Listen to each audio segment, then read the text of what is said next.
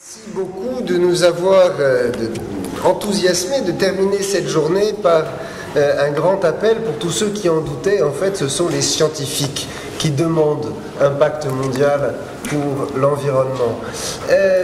Peut-être, alors après avoir échangé avec Yann Kerrat, peut-être peut-on s'octroyer 2 questions avant de se quitter pour le cocktail.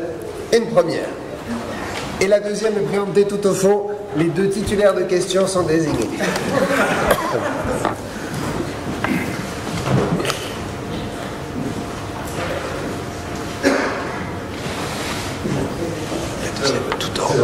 So thank you very much for these presentations. They were highly interesting. And I wanted to say something about business and the environment, because for sure that is an area where we do need a development in international law to keep multinational companies responsible.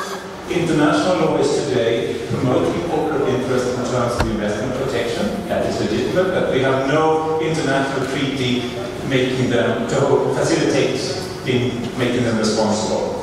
So that's why I wanted to challenge a little bit what Patrick TFB presented here.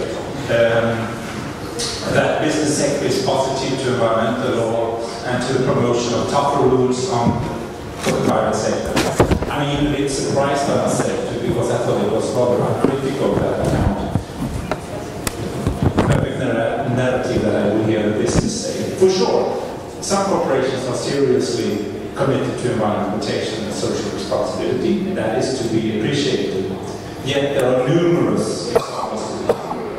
Corporations exploiting human beings and natural resources in a very irresponsible way.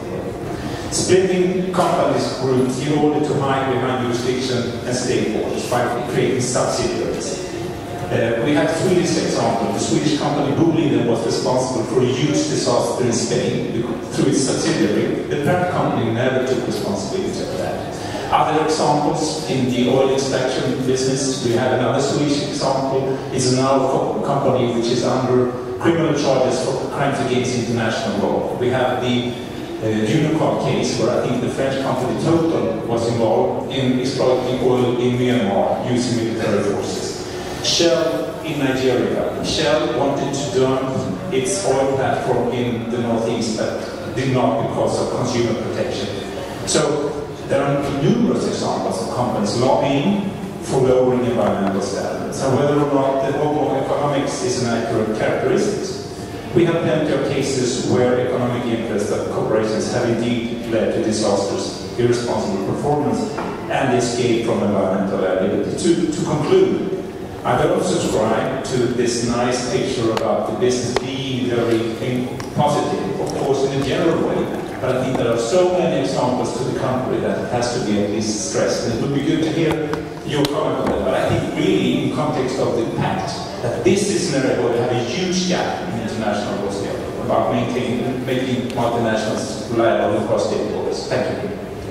No, you made my point. Thank you very much. I did not make a speech on business and the environment. I made a speech on the private sector and the global pact. I did not touch upon everything that you just discussed. It's not on the table today. Première question. Deuxième question. Okay, last question. Also for Patrick, and also to Helene. I would commend you on a fantastic presentation. That was very, very informative for us in this room, and really did our fire even more. But to Patrick, and this is a related question.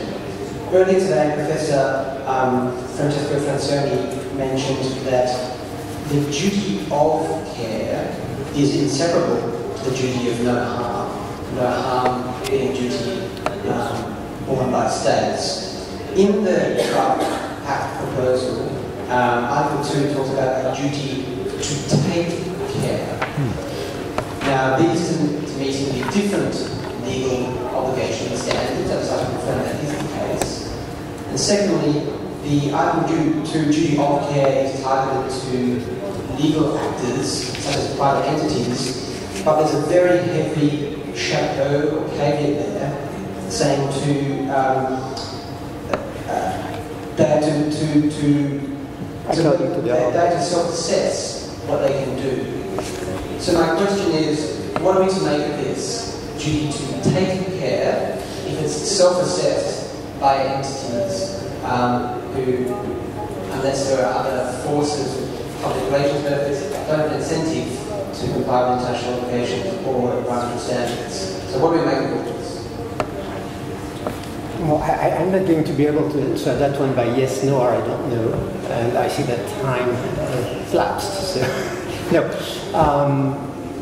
There's been much discussion about Article 2. It's very open. We are not sure at all what will be the final version. Whether there is a potential direct applicability is much doubtful, if I had that time to go into details. The mediation of national law will be much required, I think. But the general idea, I think, that you're watching on, I fully subscribe. Whether based on Article 2 or based on the general principle of liability, as the Juergen court said in the first degree court, business will get it, as somebody said, if it doesn't do what it has to. And that also rebounds on the first question. I don't know if I sufficiently addressed your two questions. But again, the general idea is business not only may take nice stands, this is not greenwashing. Business is more and more doing commitments that's been there for decades. CEOs do not always realize it, but I have argued this in court 20 years ago. So I'm fully on board with you. Merci beaucoup. Une petite remarque pour celui qui tenait le micro, en écho à ce qu'a dit Hélène Soublet. Vous nous avez interrogé, vous vous êtes interrogé sur le rapport au niveau de vie, et puis un peu plus loin dans votre exposé, vous nous avez parlé de la qualité de vie. On peut se demander si une des solutions paradigmatiques n'est pas de cesser de raisonner en termes de niveau de vie pour généraliser une approche par la qualité de vie précisément. Mais ça susciterait, je pense, un autre pacte mondial et une autre journée d'interrogation. Nous allons donc terminer, clôturer la rencontre de ce jour. Évidemment, en se donnant rendez-vous demain matin à 9h pour le début des travaux. Et il y a le cocktail qui suit où à nouveau chacun est invité.